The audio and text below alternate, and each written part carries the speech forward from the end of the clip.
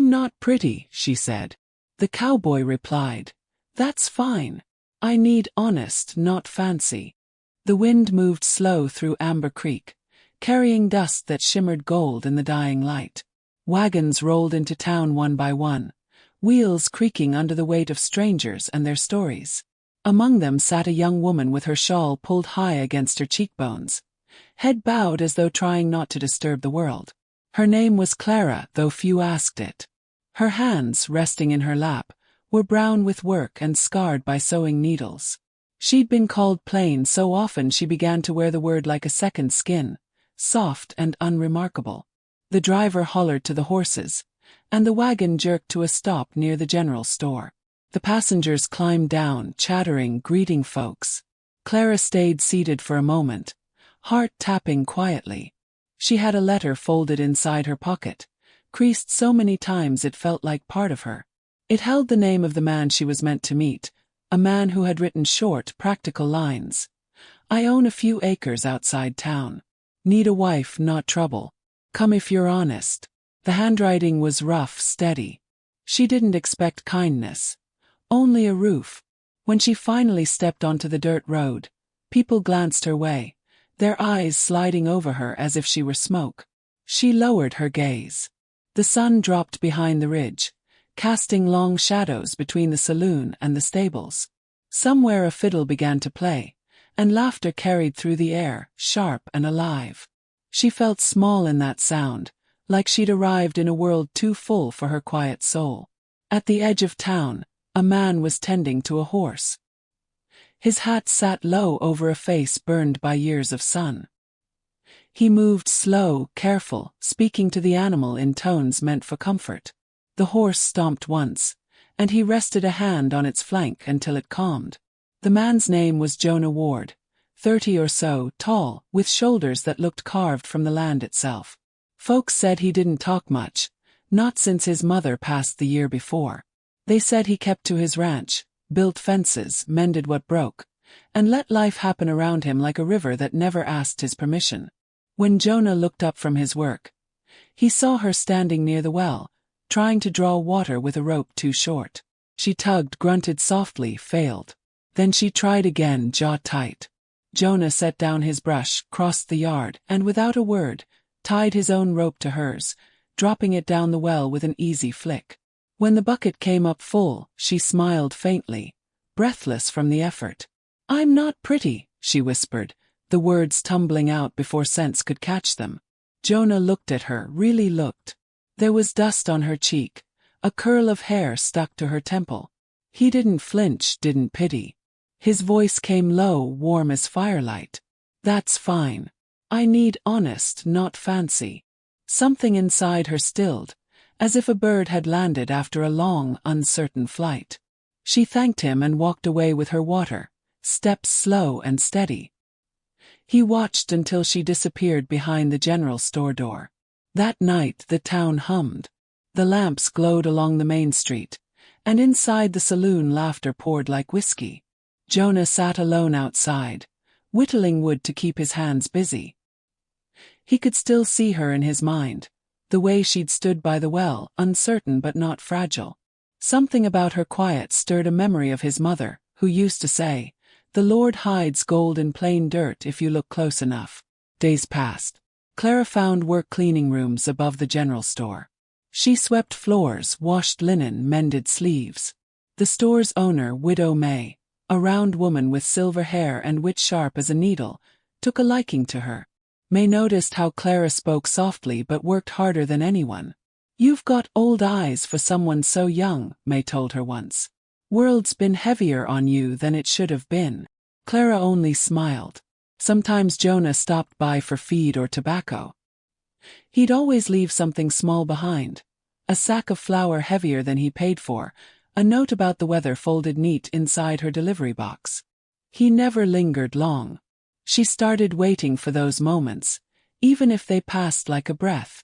One afternoon, clouds gathered low. The air thickened with the scent of rain. Jonah came to town for nails and stayed to fix a broken shutter on the store's porch. As he hammered, Clara came out to collect laundry from the line. The wind caught her skirt, and she held it with one hand, laughing quietly when a sheet smacked her face. Jonah looked up, eyes bright under the storm-gray sky. "You shouldn't be out here," he said, voice raised over the wind. "Neither should you," she replied, smiling faintly. "But somebody's got to keep this place from flying apart." He laughed once, soft and surprised, like he'd forgotten the sound belonged to him. When thunder rolled, he helped her bring the clothes inside. The rain came sudden, rattling the roof, and for a moment they stood close in the doorway watching it pour. Water drummed on the wood, a steady heartbeat between them. Clara breathed in the smell of wet dust, of horses, of something she hadn't felt in a long time: safety. Jonah turned slightly toward her. "You get lonely up there?" he asked. "Sometimes," she said. "But lonely feels better than unwanted." He looked at her then with that same steady calm she'd first seen at the well. "Loneliness is a wide land," he murmured. "You fill what you can." The words settled between them like a shared secret. He tipped his hat and left into the rain, boots splashing through puddles. She watched until the gray swallowed him. Nights in Amber Creek were long and quiet. From her small room above the store, Clara listened to the wind rattle the window. She'd light a candle and sew by its trembling flame. Sometimes she imagined his ranch, what silence felt like there, what stars looked like without town lanterns to dull them. She wondered if he thought of her, too, in the still hours when the world was only breath and memory. The following week, the town held a dance in the old barn by the creek. Music spilled into the streets, fiddles and laughter winding through the dusk. Widow May begged Clara to come along, said she deserved to smile a little. Clara agreed, though when she reached the barn door and saw the crowd, women in bright dresses, men in polished boots, she hesitated. She stood in the doorway, hands clasped, watching everyone move like waves under the lantern glow. Whispers brushed past her, small, cutting things about her plain dress and shy stance. She turned to leave, but then she saw him. Jonah was inside, leaning against a post, quiet as always. His eyes found her, and for a long moment neither of them moved. Then he stepped out of the barn, walking through the laughter and light, stopping only when he reached her side. "You're not dancing?" she asked softly. "Not much for crowds," he said. "Thought I'd stay where it's quiet." "Me too." They stood there together beneath the hanging lanterns, the music fading behind them. Fireflies blinked in the grass. Jonah looked at her hands folded against her skirt and said, "You shouldn't hide from light, Clara." She met his gaze. "Sometimes the light hurts." He nodded slowly. "Sometimes it heals." The silence between them wasn't empty. It was full of everything unsaid. He reached for her hand, not to claim it but to hold it steady. And there, in that small corner of night, she felt something shift, like the world had stopped hurrying long enough for her to belong. She smiled, the kind that doesn't ask permission.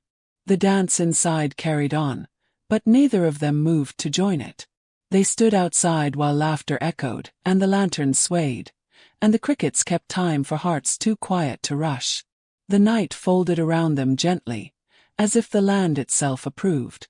When Clara walked home that evening, the air smelled of honeysuckle and wet grass. She looked up at the stars for the first time since she'd arrived in Amber Creek. They seemed closer than before, almost kind. From somewhere down the darkened road, she heard Jonah's horse whinny, and she smiled again, whispering into the wind, "Honest, not fancy." The words felt like a promise waiting to be kept. The mornings in Amber Creek grew softer with spring. Grass pushed through last year's dust, and the creek ran bright again, whispering against the stones. Clara spent her days helping Widow May mend curtains and tend to the garden behind the store. Sometimes Jonah would pass by with his wagon, hat tipped low, eyes lifting just enough to catch hers. The town had begun to notice how they looked at each other, not with hunger, but with a kind of knowing that made gossip quiet down out of respect. One afternoon she carried a basket of fresh bread down to the creek to wash linens. Jonah was there already, fixing a stretch of broken fence where his cattle liked to wander too close to the water. He paused when he saw her and smiled, small and real. She set the basket down, the smell of yeast and river grass mixing in the warm air. They spoke about little things at first. The weather, how Widow May had a rooster meaner than sin, but their voices carried that strange weight that comes when hearts are circling something bigger. Jonah drove a nail into the post and said without looking up, "You thinking of staying long in Amber Creek?" "I suppose so," she answered, wringing water from the cloth. "There's work here and peace. I haven't had both in the same place before." He wiped his hands on his jeans, took a breath that sounded steadier than he felt. "You could stay at my place. The house gets awful quiet. Needs someone who doesn't mind the silence." She looked at him, startled. "Are you asking me to keep your house or share it?" He met her eyes then, steady as the earth itself. "Both, if you'll have it." The world seemed to pause. Even the creek slowed its whisper. She pressed her wet hands together, heart thudding. "Jonah, I have nothing fine to bring you. No beauty, no dowry, no name that matters." He stepped closer, his voice softer than the breeze. "That's what I need, Clara. Something real. Something that stays when the shine wears off." Tears rose in her eyes, though she smiled through them. It was not the proposal of storybooks, but it was the truest thing she'd ever heard. They stood in silence, the smell of river clay around them, and somehow the promise felt holy. When word spread that Jonah Ward was marrying the plain girl from the store, some townsfolk laughed quietly behind hands. Widow May, bless her sharp tongue, silenced most of them with a look. "Better plain and kind than fancy and cruel," she said. "And that girl's got more heart than half this town combined." The weeks leading to the wedding passed like a dream Clara didn't trust to last. She sewed her own dress from an old curtain, its fabric coarse but clean. Jonah fixed up the barn behind his house, sweeping out dust, hanging wildflowers in jars from the rafters. Everything they did was simple, honest. Two lives meeting halfway without pretense. Then, on a wind-heavy evening just before the vows, a rider appeared in town. His coat was fine, his boots polished, but his eyes carried something sour. Clara froze when she saw him. It was the man she'd once been promised to marry. Edwin Hale, the one who'd left her waiting at a station miles east, calling her not fit to stand beside him. He dismounted with a smirk that made the townsfolk look away. "Well now," he said, brushing dust from his sleeve. "Didn't expect to find you here, Clara. Heard rumor you caught yourself a rancher who doesn't see straight." Jonah stepped forward, calm as ever. "You'll mind your words." Edwin's gaze flicked between them, measuring.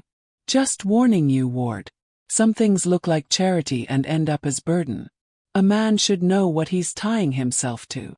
The words burned, but Clara found she didn't flinch. "Not anymore.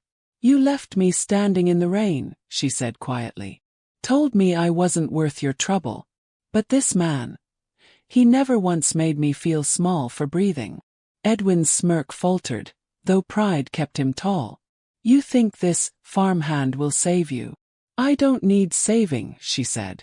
"I just needed to be seen." Jonah's jaw tightened, but his voice stayed low, steady. "You left her to dust, friend. I found her in it. Don't mistake plain for weak." The silence that followed was heavy as thunder.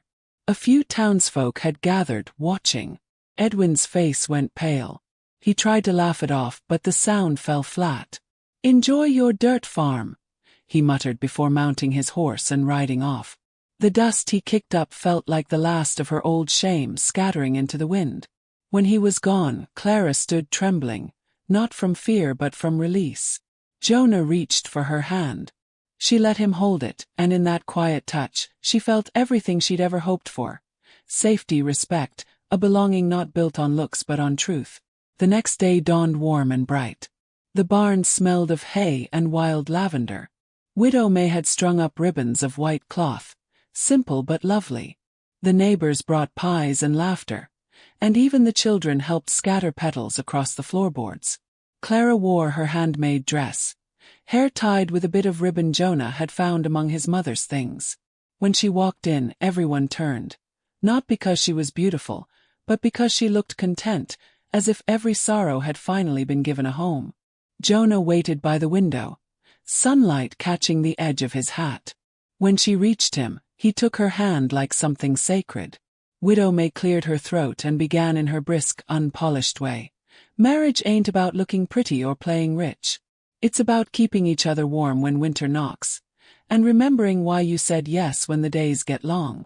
She nodded at Jonah. Your turn, boy. He looked at Clara, eyes soft as morning. I don't promise riches or rest, only that you'll never doubt you're enough. She swallowed, tears shining but unfallen. And I promise to give you truth, not prettiness. To build a home with hands that might be rough but mean it. A hush settled over the barn. The wind outside shifted, carrying the faint scent of rain. Then Widow May clapped once. Well, that's settled. You're wed. Laughter broke loose, quiet and tender. Jonah leaned close, whispered, Welcome home, and kissed her forehead. Outside, thunder rolled somewhere distant, a reminder that the land always watched, always tested those who lived upon it.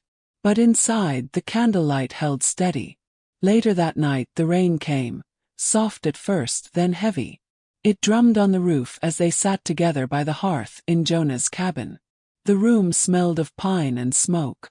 Clara traced the grain of the wood floor with her toe, listening to the storm. You think the rain will flood the creek? She asked.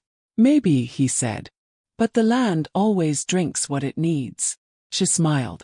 I reckon people do too. When the rain quieted, he opened the door. The air outside shimmered, alive with that clean scent only storms can leave behind. They stepped onto the porch. The world glistened, muddy and shining all at once. The sky was just beginning to clear, and in the east a ribbon of light stretched over the ridge. Clara took his arm, leaning against him. Feels new, she said. Like the earth washed itself. Jonah nodded. Like it's starting over. She looked out at the fields, simple, rough, wide, and felt her chest ache with gratitude. For the first time, she didn't wish to be different. The world didn't need her to sparkle. It only needed her to stay true. Behind them, the candle still burned, small but steady, the flame bending with the wind yet never dying. Clara turned toward it and whispered, almost to herself, Honest, not fancy. The words carried through the open door, mingling with the scent of wet earth, settling deep into the walls of their home. And though the night grew quiet again, something vast had shifted, the kind of peace that doesn't shout but hums low and eternal. Jonah rested his hand over hers, and they stood there until the stars returned, the land glimmering with promise. Maybe that's how love lives out here, she thought.